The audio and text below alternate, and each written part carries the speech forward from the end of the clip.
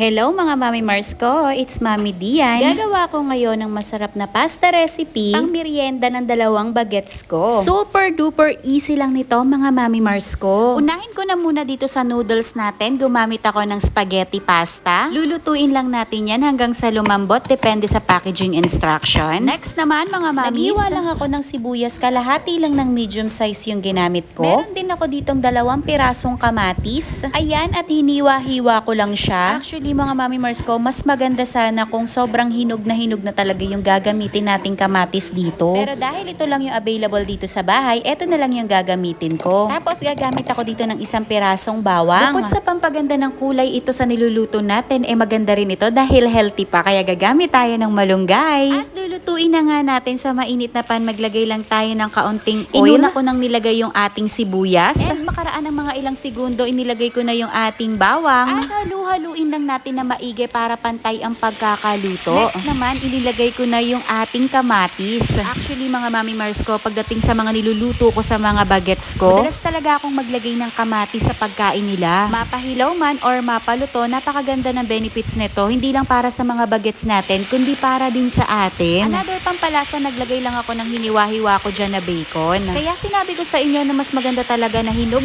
yung ilalagay natin dyang kamatis para at least mas mabilis siyang madurog.